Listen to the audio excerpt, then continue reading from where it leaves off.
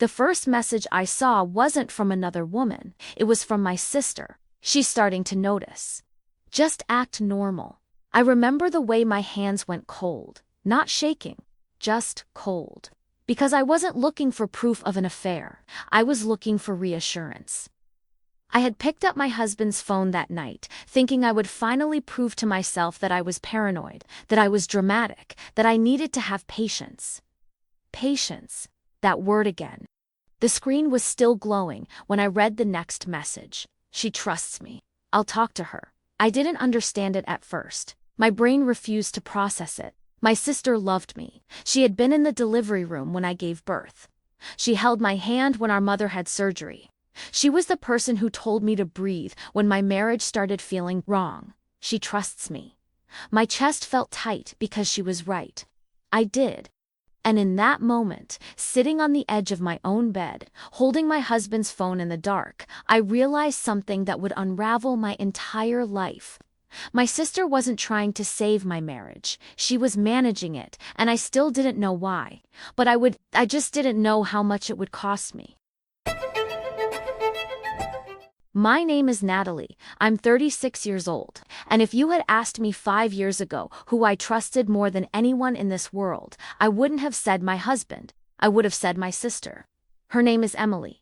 She's 2 years younger than me, but growing up, she felt older, calmer, smarter.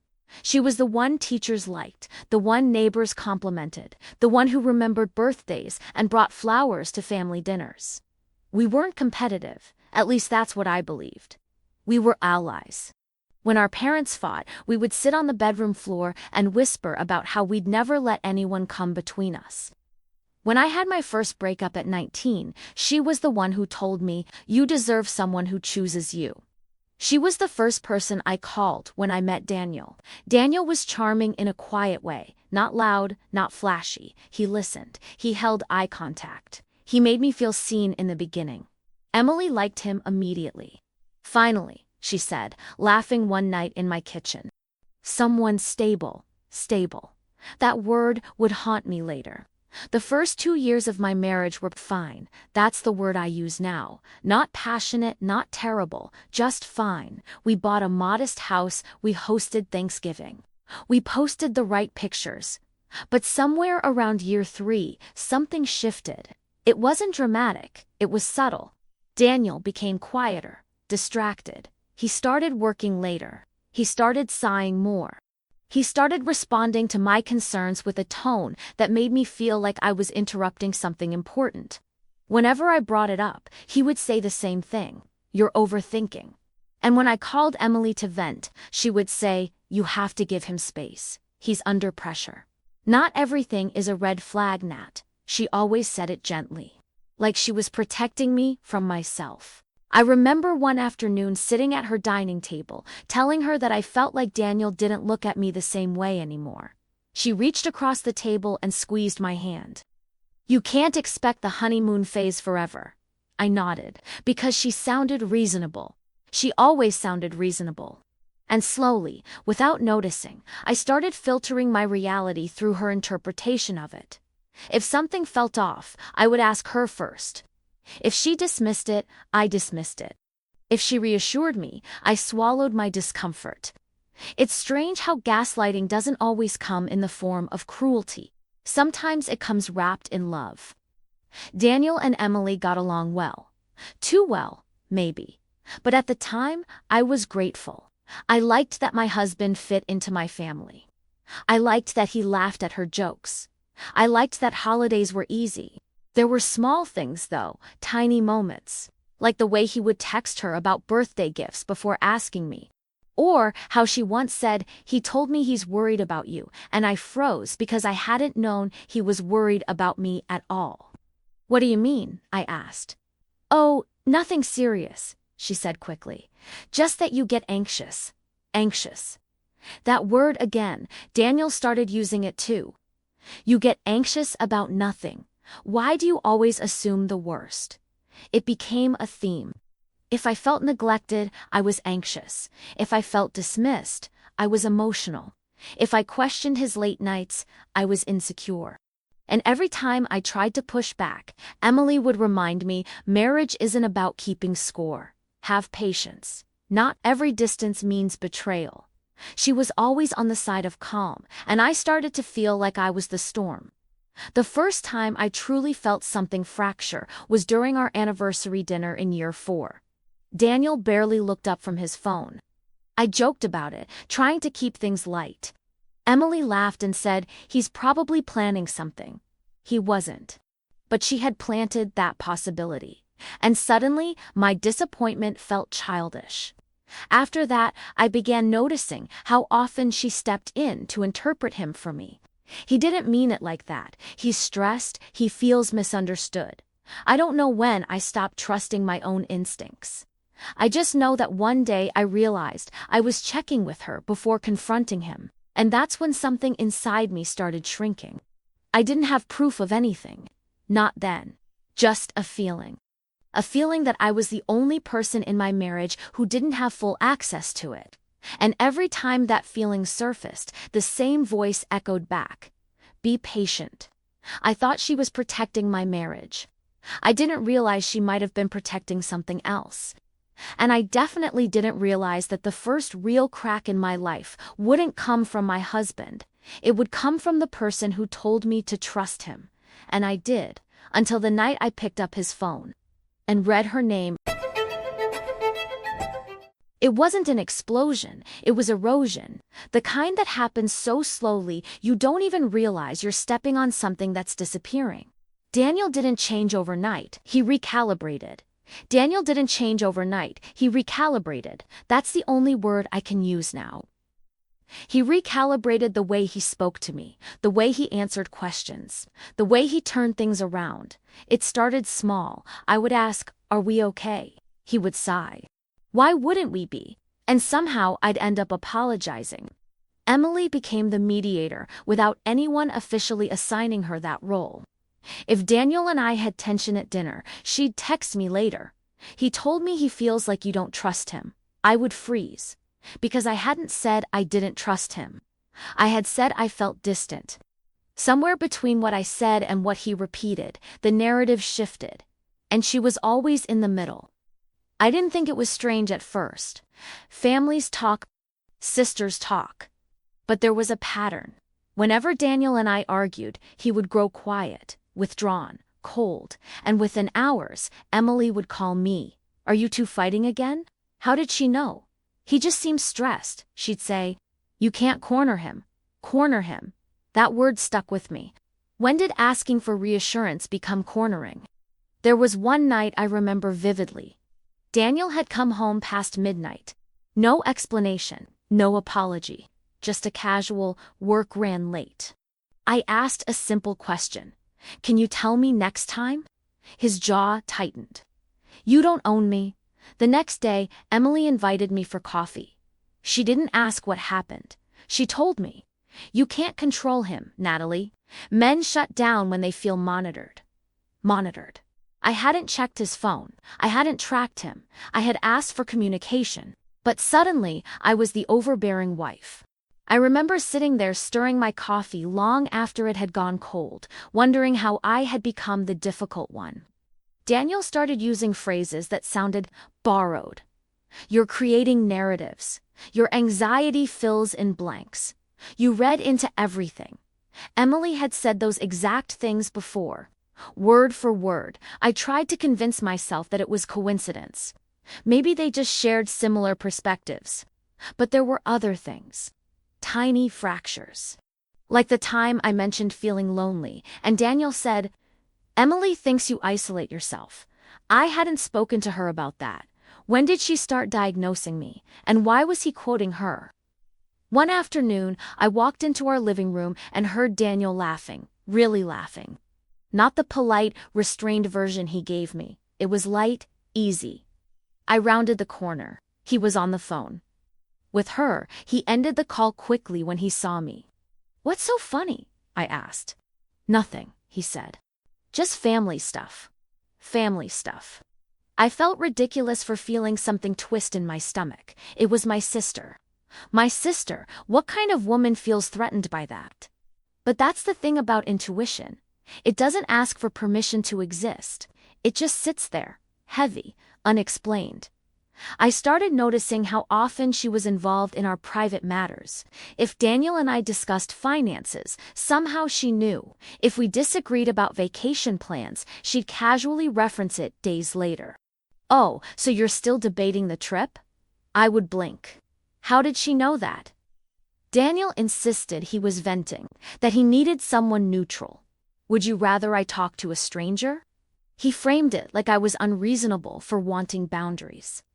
And Emily, of course, reinforced it. "You should be glad he trusts me." That sentence did something to me. You should be glad. Like I was lucky. Like I had been granted access to a privilege. Slowly, Daniel began positioning her as the calm one. "She understands me. She doesn't overreact. She sees both sides." And every time he said that, it carved something out of me, because I was the other side. The overreaction, the instability. One evening, I tried to create distance.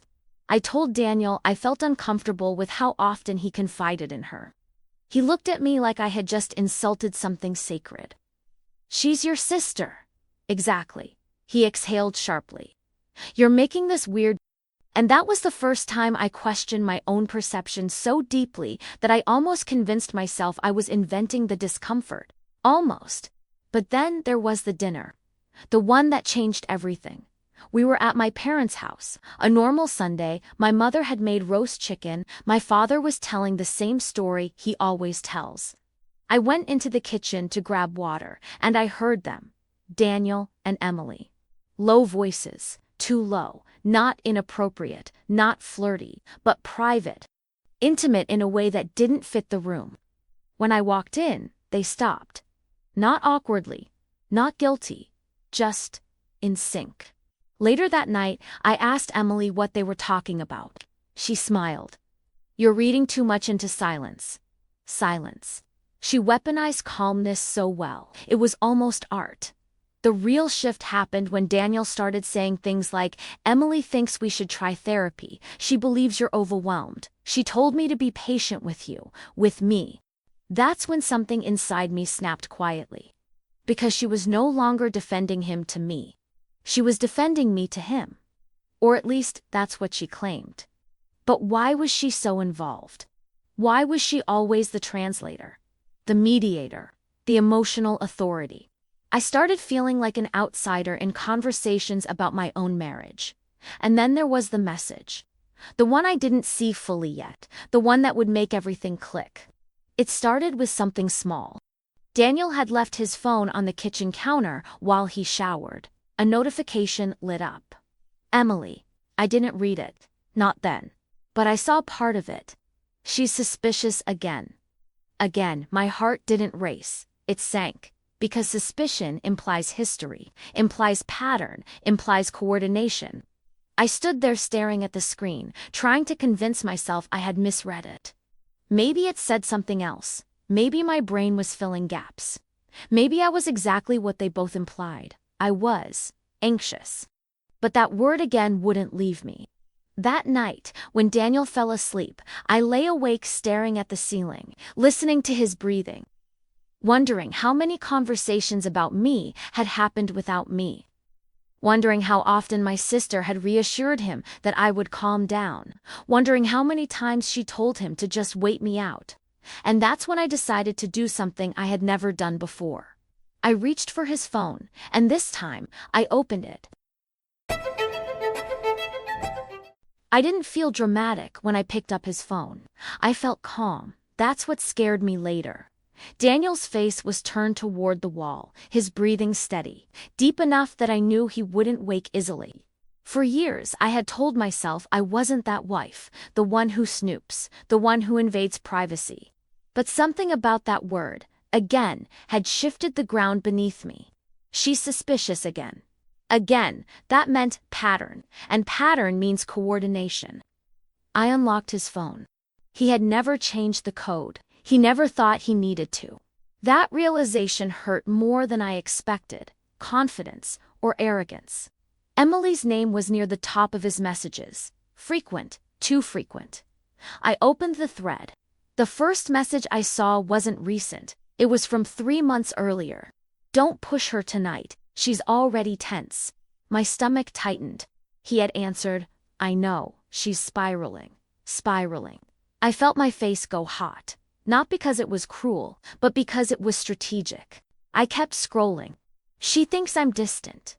Emily, then give her something small, a dinner, a gesture. It resets her, like I was a system glitch, like my emotions were a malfunction to be managed. There was no flirting, no heart emojis, no overt betrayal, just analysis, discussion, alignment. She's bringing up therapy again. Let her talk. She calm down if she feels heard. She needs reassurance, not confrontation. Every message framed me as a problem to handle. Not a partner, not a wife, a variable. I felt something hollow open inside me, because I recognized the phrases, recognized the tone, recognized the way Daniel had spoken to me after those conversations. I kept scrolling. Weeks, months, the conversations overlapped with moments in my memory. The anniversary dinner. She's disappointed, I can tell. Emily, make her think you're planning something. The coffee meeting where Emily told me I was and she's reading too much into silence. He had sent her that message an hour before. She thinks something is wrong. Emily, there's nothing wrong if you don't admit there is. I stopped breathing. There's nothing wrong if you don't admit there is. It wasn't an affair. Not in the traditional sense, it was orchestration. They weren't lovers, they were collaborators. And then I saw something that made my hands shake for the first time. She compares herself to you, Daniel, I don't. Emily, you do. You just don't realize it. I stared at that message, comparing to her. I scrolled further. She feels insecure around me. Daniel, that's not fair. Emily, it's not my fault, I'm calm. Not my fault, I'm calm. It hit me like cold water. All those times she had positioned herself as stable, reasonable, measured. She wasn't just defending him, she was positioning herself against me, and he was letting her. Worse, he was absorbing it. There was one thread that made everything crystal clear. She said, I don't look at her the same way. Emily, do you? Daniel, no.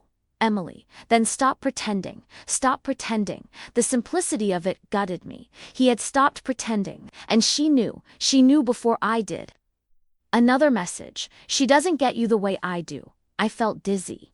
Because that wasn't neutral, that wasn't mediation, that was intimacy, emotional intimacy. And it wasn't just about him venting, it was about her stepping into the space where I was supposed to stand. I kept scrolling, back further. Year 4. She's talking about feeling lonely. Emily, she's sensitive. You need someone who isn't. Someone who isn't. It wasn't explicit, but it was clear.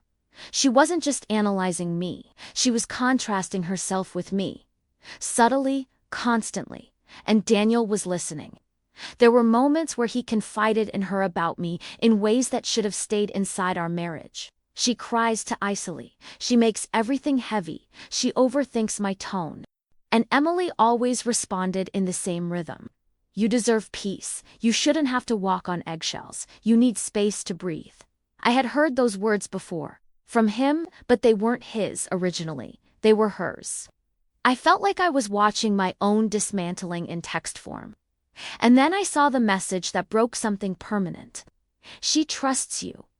Daniel had written that after I had confided in Emily about feeling insecure. She responded, I know. Just that. I know. No guilt, no discomfort, just awareness. She knew I trusted her, and she used that trust to shape the narrative inside my marriage. There was no evidence of physical betrayal, no inappropriate photos, no confessions of secret meetings, but there was something worse. They had created a version of me that justified my exclusion. They had built a story about me and repeated it until it became truth. I scrolled to the most recent messages. The one from earlier that evening? She's suspicious again, Emily, then act normal. She's looking at me differently, Emily. That's because she's insecure. She's not insecure, Pause. Her reply took longer. She feels you pulling away. Daniel, I am. That was it. 3 words. I am. My chest tightened. Because that wasn't a misunderstanding. That wasn't my anxiety. That was confirmation. He was pulling away. And she had known long before I did. I sat there in the dark, phone in my hands, feeling like the last person invited to a conversation about my own life. I didn't cry, I didn't scream, I didn't wake him up. I just scrolled one last time. And saw the message that made everything shift from confusion to clarity. She'll never leave you. Emily had written that months ago. Daniel, why are you so sure? Emily, because she believes in loyalty more than self-preservation. I felt something inside me crack, because that was true. Painfully true. She knew me. She knew my values. She knew my tolerance, and she had factored that into the equation. They weren't afraid of me leaving. They were managing my threshold, managing my reactions, managing my perception. Suddenly, every conversation made sense. Every time she told me to have patience. Every time she told him to give me a gesture. Every time she positioned herself as calm. She wasn't protecting my marriage. She was calibrating it to keep it intact. Not for me, but for the dynamic she had inside it. And that's when the real question hit me. Why? Why did she need that position? Why did she need to be the one who understood him? Why did she need him to see her as stable? It wasn't romantic. It wasn't sexual. It was something deeper, something more competitive. And I didn't know yet how far that competition went, but I was about to find out, because there was one older thread, one I hadn't opened yet. From 2 years earlier.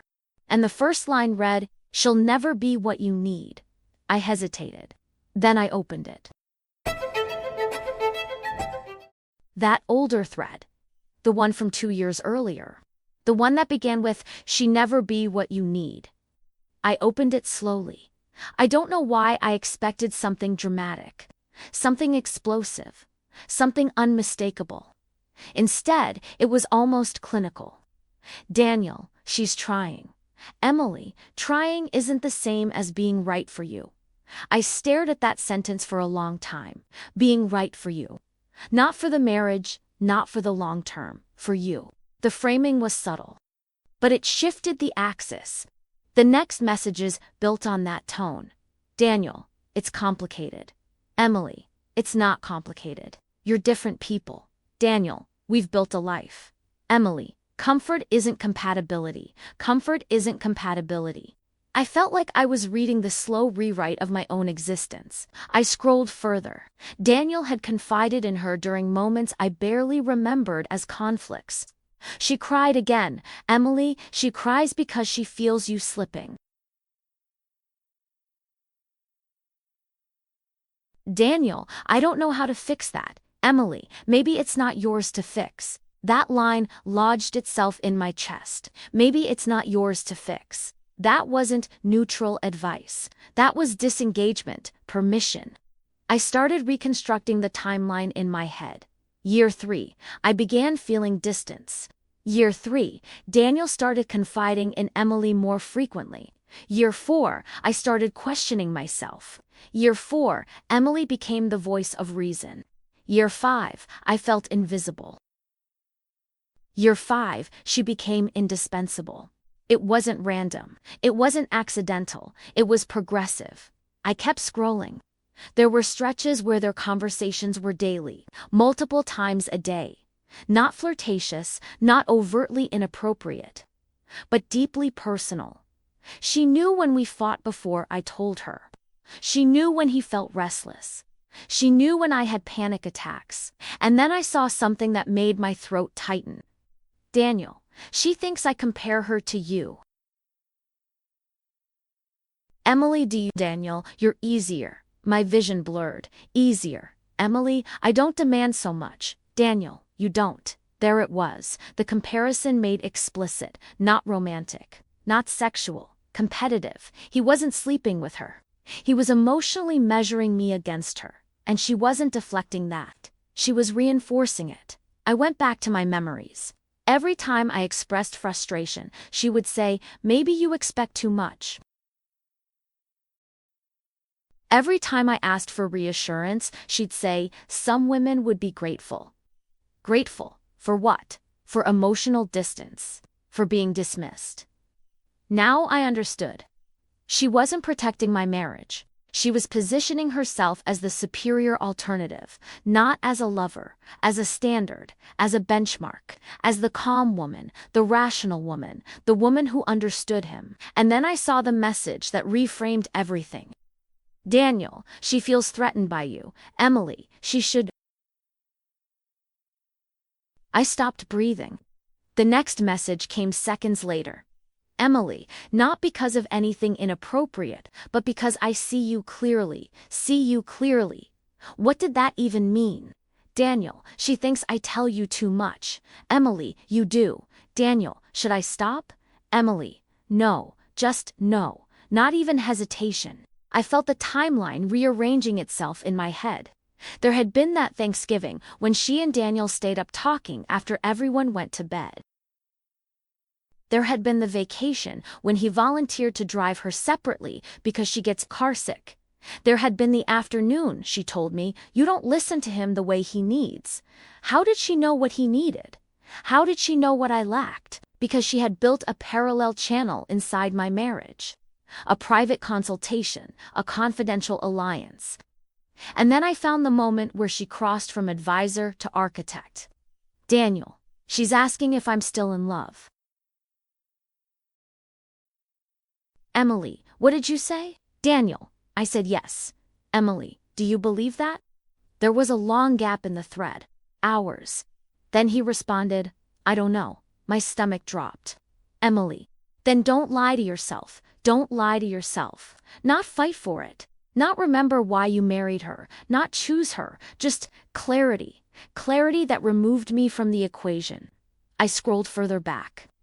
To before I even suspected anything was wrong. "Daniel, sometimes I wonder what it would be like if I had met you first." My hands trembled. "Emily, we're different people."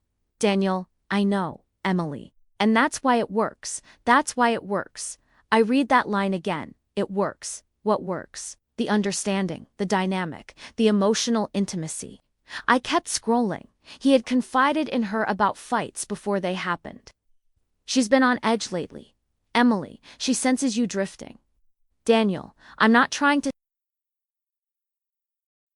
"Emily, you don't have to try. You don't have to try." The consistency was terrifying, not explosive betrayal.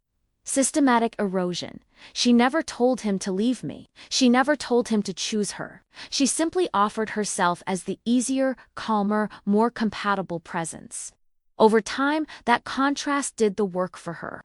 I thought back to all the times she told me, "You need to soften. You push too hard. You overwhelm him." And suddenly, those weren't sisterly concerns. They were comparative evaluations. She was measuring me against herself. And then I found the message that shattered whatever illusion remained. "Daniel, she says she feels like she's disappearing." "Emily, she is."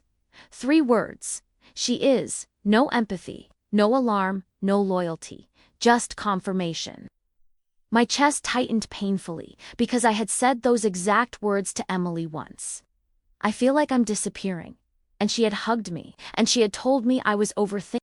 But in private, she confirmed it, she validated it. She acknowledged that my sense of fading wasn't paranoia. It was reality, and she was part of it. I kept scrolling. There were moments when he seemed uncertain. "She deserves better, Emily. Then give her space to find it." "Daniel, that sounds cruel." "Emily, staying when you're detached is crueler." Detached. He had been emotionally detached, and she had known. Long before I did. The final piece of the timeline clicked when I found a message from last year. "Daniel, if she ever sees this, it'll destroy her." "Emily, she won't." The confidence in that statement chilled me, not defensive, not worried, certain. She trusts me. There it was again. She trusts me. My sister knew the power of that trust. She used it like leverage, like insulation. And suddenly the entire architecture of my marriage looked different. It wasn't just Daniel pulling away. It was Daniel being reinforced elsewhere. It wasn't just me feeling insecure. It was me being subtly contrasted. It wasn't just distance. It was triangulation. She had built herself into the emotional center, and I had stood at the edge wondering why I felt displaced. But one thing still confused me. If she wasn't trying to take him romantically, why maintain this dynamic? Why sustain the comparison? Why reinforce the narrative that I wasn't enough? And that's when another pattern emerged. In nearly every conversation where Daniel praised her calmness, she responded with something self-deprecating. I'm not perfect. I have my own mess. I just handle it differently. Handle it differently. She wasn't claiming superiority outright. She was implying it, consistently, quietly, over years. And I began to understand something deeply uncomfortable. This wasn't about love. It wasn't about desire. It was about identity. She needed to be the stable one, the composed one, the emotionally evolved one, and my marriage had become the stage where she proved it. I wasn't her sister inside that dynamic. I was her contrast, her evidence, her comparison point. And Daniel. He was the audience who validated that narrative. I put the phone down slowly. My heart was racing now. Not from jealousy, from clarity. The timeline was undeniable. She hadn't stolen my husband. She had slowly positioned herself as the woman he should have chosen, and she had done it in plain sight. Under the mask of protection. Under the language of patience. Under the promise of loyalty. And I finally understood something terrifying. The affair wasn't physical, it was structural, and it had been happening for years. But I still hadn't answered the most important question. Why did she need to compete with me at all?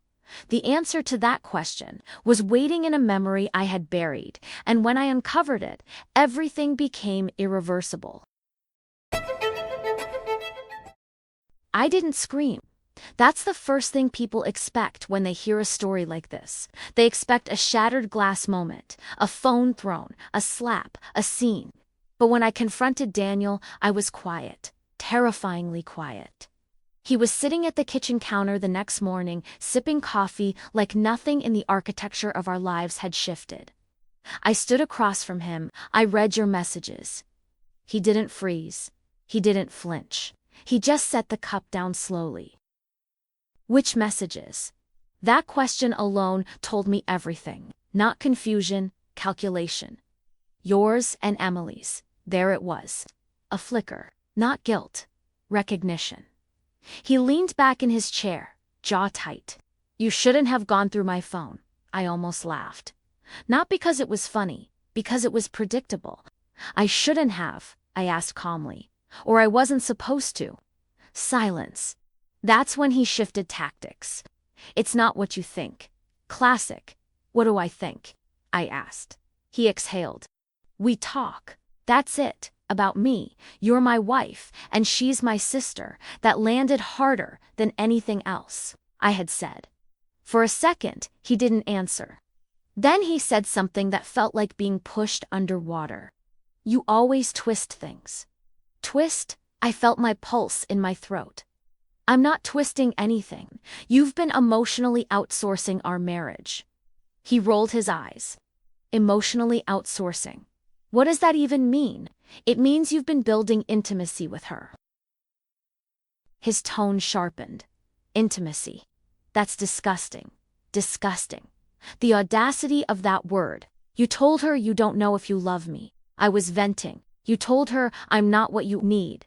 I was confused. You told her I compare myself to her. He looked at me for the first time without deflection. That's on you. On me. She didn't encourage anything, he added quickly. She was trying to help. I stared at him. Help who? She told you I was disappearing. He didn't respond. She told you I'd never leave you. Silence again. And then he said the one thing I knew he would. You're overreacting. Of course I was. I had built a case from literal text evidence, and somehow I was dramatic. I didn't argue further. I just said, call her. His head snapped up. What? Call her. Right now, he hesitated. That hesitation was louder than anything he had said. I'm not dragging her into this. She's already in it. His jaw tightened. She didn't do anything wrong. The speed of his defense, the urgency, that told me more than the messages had. She compared me to herself. She said I should feel threatened. She didn't mean it like that. She said she sees you. Clearly she does. There it was, bare, raw. She understands me, and for the first time, he didn't say it defensively. He said it honestly, and that honesty hurt more than betrayal, because it meant he had already shifted allegiance. She's easier, he added quietly. The word from the thread, easier, and suddenly the entire structure collapsed. This wasn't about confusion. It wasn't about misinterpretation. It was about preference, about comparison, about emotional alignment. I stepped back.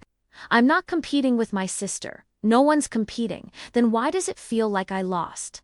He didn't answer because he couldn't. I didn't cry. I didn't plead. I said one thing. I'm going to talk to her. His eyes hardened. Don't.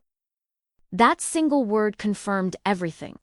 When I confronted Emily, it wasn't dramatic either. It was quiet, which somehow made it worse. She answered the door smiling. The same sister who had held my hand at my wedding, the same sister who told me to be patient. You look pale, she said gently. Are you okay? That concern? That softness?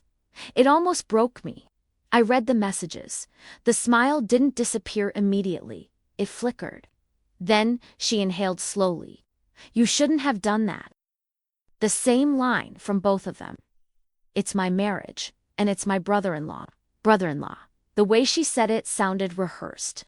You positioned yourself inside my marriage. I supported you. You compared me to yourself. She crossed her arms. I never compared us. You said I should feel threatened. She blinked. You read that wrong. I didn't.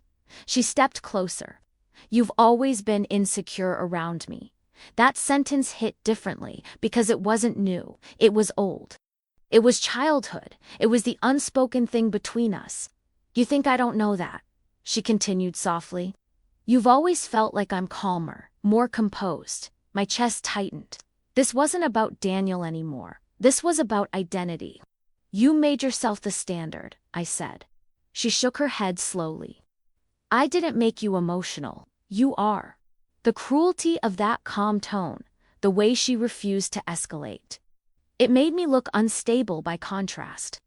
You told him I was disappearing. You were fine with that? She didn't answer immediately, and that silence was everything. I didn't force him to detach, she said carefully. You reinforced it. I told him the truth. And what truth is that?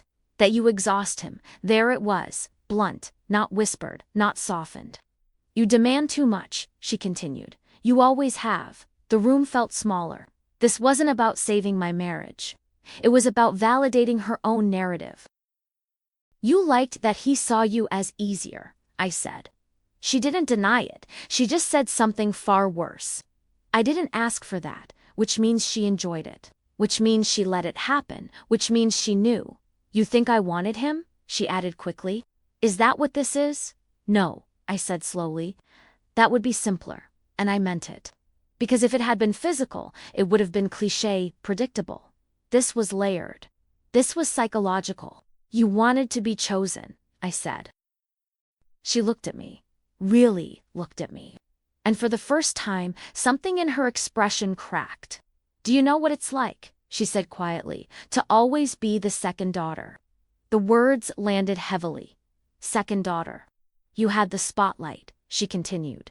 You got married first. You had the house first, the image, and you wanted what? She swallowed. I wanted to know that someone would choose me if given the option. Silence, there it was. Not romance. Not lust. Competition. Validation. She didn't want my husband. She wanted the proof that she could have him. And Daniel, he gave her that proof. Over and over again. In private, in text, in comparison. You used my marriage to feel superior, I said quietly. She didn't answer, and that was the confession. Not physical, not explicit, but undeniable. And in that moment, I realized something devastating. I had lost my husband emotionally, but I had lost my sister structurally. Because once competition enters sisterhood, it doesn't leave quietly. And I knew then that what came next wouldn't be reconciliation, it would be rupture.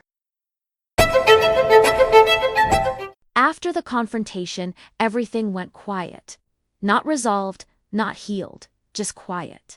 Daniel stopped defending her as aggressively. Emily stopped texting me entirely. The silence between us was thick, like something had died and no one wanted to acknowledge the body. But I couldn't let it end there. Because what she said, second daughter, wouldn't leave my mind.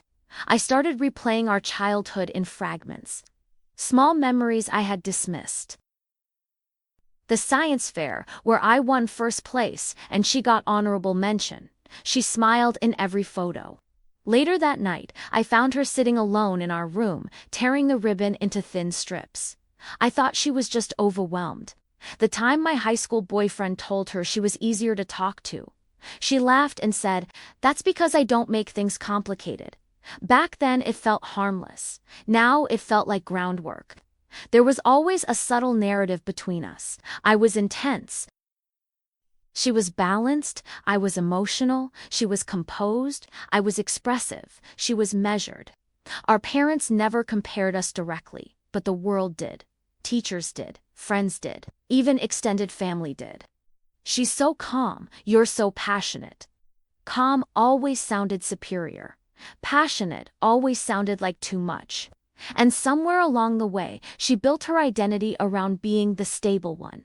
The easier one, the woman who doesn't demand. When Daniel entered the picture, that pattern didn't disappear, it expanded. I started remembering moments I had brushed off. Like the night before my wedding when she said, "You're lucky he chose you." Lucky, not compatible, not right, lucky. Or the time, 2 years into my marriage, when Daniel thanked her for helping him pick my birthday gift. "I wouldn't know what she wants without you," and she smiled in a way I couldn't quite name at the time. It wasn't flirtation, it was validation. That's when it clicked. She didn't want Daniel, she wanted proof. Proof that she could have the life I had. Proof that she could be the one chosen. Proof that she was the calmer, safer option, the better emotional investment. And Daniel Hill became the mirror that reflected that back to her. Every time he confided in her, every time he compared me to her, every time he said she was easier, he reinforced her identity. And I reinforced it too, by confiding in her, by asking for advice, by trusting her to mediate. I had unknowingly placed her inside my marriage as a referee, and referees eventually start influencing the game. I thought back to the message, "She'll never be what you need." That wasn't about him leaving me, it was about her positioning herself as the emotional ideal. She didn't need to cross a physical line, she needed to occupy the emotional high ground. And she did. Subtly, strategically, over years.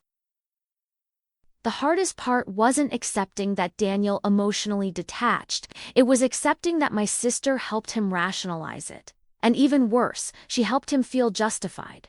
"You deserve peace, you shouldn't have to walk on eggshells, you need someone who understands you." Those weren't neutral statements, they were invitations, not romantic invitations. Comparative invitations. And comparison is enough to dismantle intimacy. Because intimacy requires exclusivity. And there was no exclusivity left. Not when every conflict was filtered through her. Not when every insecurity was discussed with her. Not when she became the emotional alternative. The real betrayal wasn't that she wanted him, it was that she wanted to win. Win what? Validation? Superiority? Confirmation? That she was the better woman, the better emotional match, the calmer presence. And the tragedy is, I think she believed she was helping. That's the twisted part. I don't think she sat there plotting my destruction. I think she sat there convincing herself she was simply offering perspective. But perspective, repeated enough times, becomes narrative. And narrative shapes loyalty. Daniel didn't leave me physically for her. He didn't start an affair. He didn't pack a bag and run into her arms. He did something more insidious. He began seeing me through her lens, and once that lens replaced his own, there was no version of me that could compete. Because I was no longer being seen directly. I was being interpreted, filtered, evaluated, and she was the standard. The realization hit me one night when I looked in the mirror. Not dramatically, not tearfully, just quietly. I asked myself a question I should have asked years earlier. When did I start trying to be more like her? Softer, calmer, less reactive, less demanding. When did I start editing my own personality to avoid confirming their narrative? And the answer was simple. The moment I started asking her for permission to trust my instincts, that was the shift. That was the moment I outsourced my self-trust. She didn't steal my marriage. I handed her influence. Daniel didn't choose her romantically. He chose the version of peace she represented. But peace built on comparison isn't peace, it's avoidance. And avoidance destroys intimacy faster than betrayal. The truth beneath the truth was this. She didn't want my husband. She wanted to know she could have him if she wanted to, and that knowledge was enough. Enough to sit across from me at family dinners, enough to hug me when I cried, enough to tell me to have patience, because in her mind, she wasn't destroying anything, she was simply proving something. And I finally understood what that something was.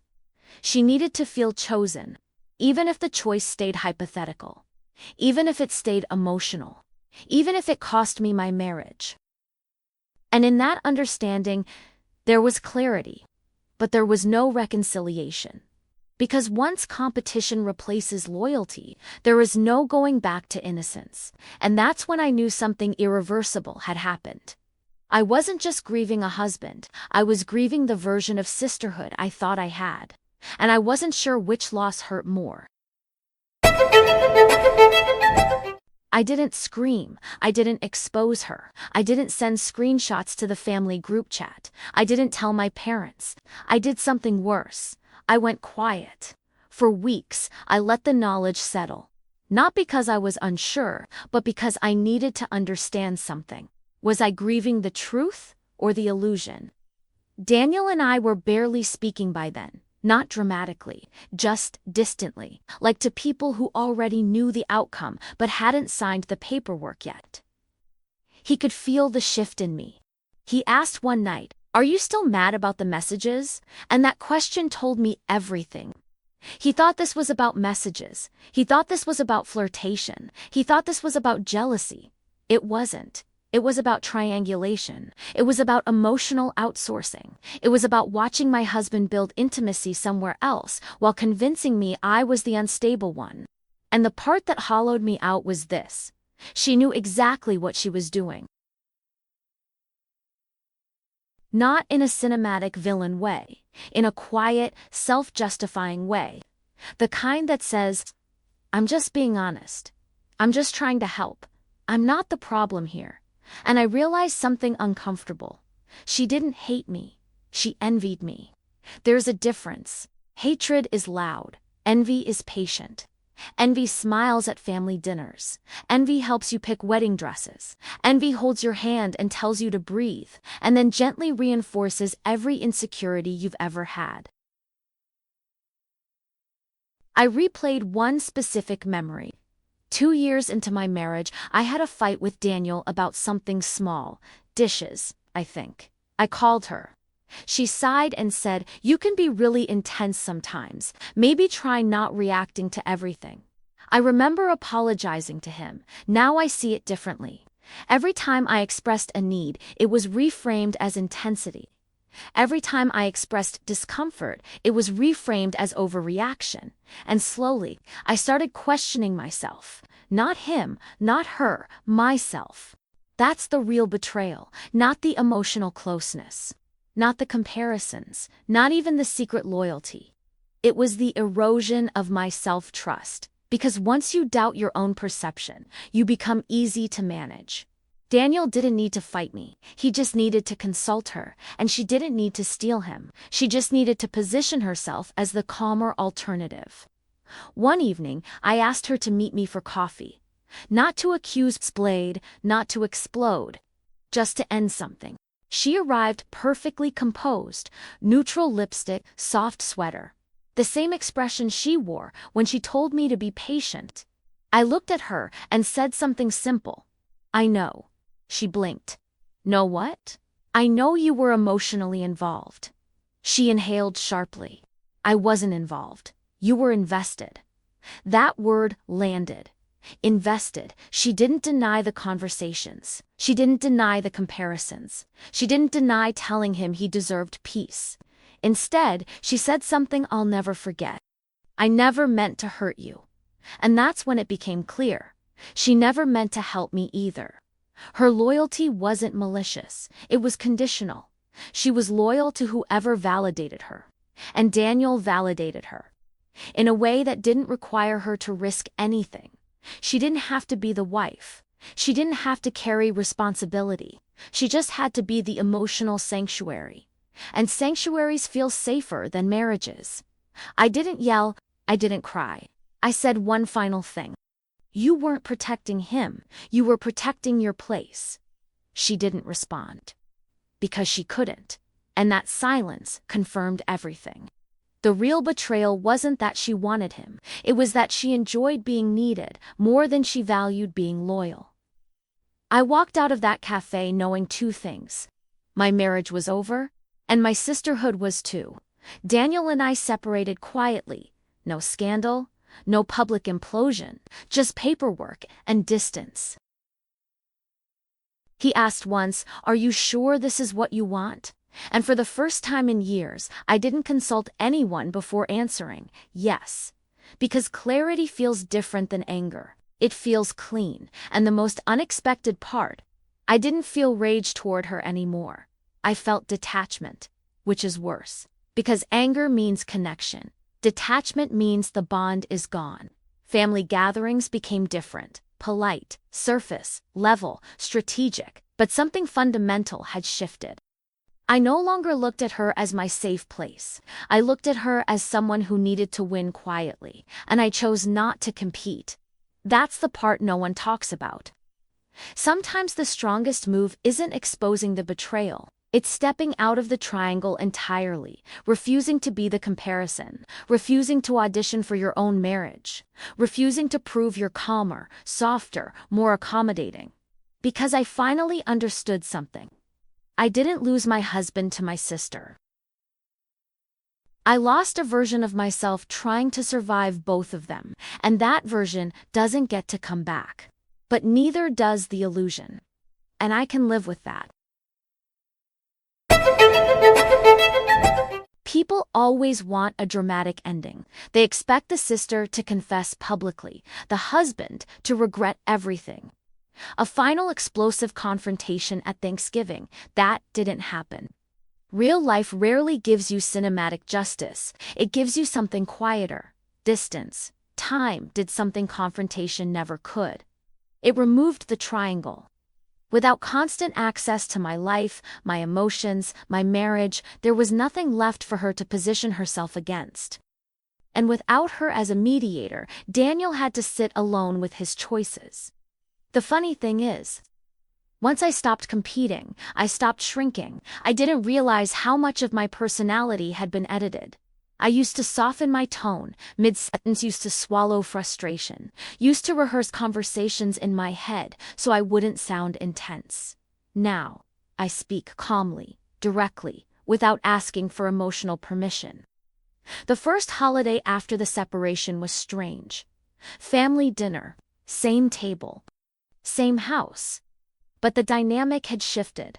She tried small talk. I answered politely, surface level controlled, not cold, just unavailable. And that was the moment I understood something important. Boundaries aren't loud, they're quiet withdrawals. She didn't lose access because I attacked her. She lost access because I stopped offering intimacy. That's the difference. Daniel eventually reached out months later, not to reconcile, to check in. That phrase always makes me smile. Check in. Like we were an airport gate and he wanted to see if boarding was still open. It wasn't. And the truth is, I wasn't angry anymore. Anger had done its job. It had awakened me. What replaced it was something steadier. Discernment. I don't demonize either of them now. That's too simplistic. They didn't orchestrate my downfall. They exposed my blind spots. I learned something brutal but necessary. Not everyone who comforts you is loyal. Not everyone who listens to your marriage problems wants it to succeed. And not every betrayal looks romantic. Some betrayals look like patience, like advice, like neutrality. But neutrality inside intimacy is an illusion. If someone is consistently validating one side, they are participating. The marriage was already fragile before it collapsed. But I refused to carry the entire weight of that fragility. It wasn't all me, it wasn't all him, and it certainly wasn't accidental. The biggest shift didn't happen when I signed the separation papers. It happened the day I stopped asking myself, what's wrong with me? And started asking, why was I competing for my own marriage? Because that's what it became, a competition I didn't know I was in. And once I realized that, I opted out. That's the part I wish more women understood. You don't have to win. You don't have to prove you're calmer, or softer, or less emotional, or more accommodating. You don't have to audition for stability. If someone requires comparison to value you, they were never choosing you directly. They were choosing relief, and relief is not love. I don't speak to my sister the way I used to. There's civility, there's structure, there's space, but the blind trust, that's gone. And that's okay. Because what replaced it is self-trust, and that's worth more. Sometimes people ask me if I regret staying as long as I did. I don't, because I needed the full story. If I had left earlier, I might have blamed myself forever. Now, I know the truth. And truth, even when it's painful, is cleaner than doubt. I don't hate her. I don't hate him. But I no longer allow myself to be triangulated. In friendships, in work, in relationships, if someone wants access to me, they get me directly. No interpreters, no emotional middlemen, no quiet competitors. The most surprising part of all of this, I feel lighter. Not because I won, not because anyone lost, but because I'm no longer trying to be digestible. I am allowed to be passionate. I am allowed to have needs. I am allowed to be direct. And if that's too much for someone, they're free to choose someone calmer. But I will never shrink to earn stability again. I didn't lose a husband to my sister. I lost the illusion that loyalty is automatic. And in losing that illusion, I gained myself back. And that, finally, feels like peace.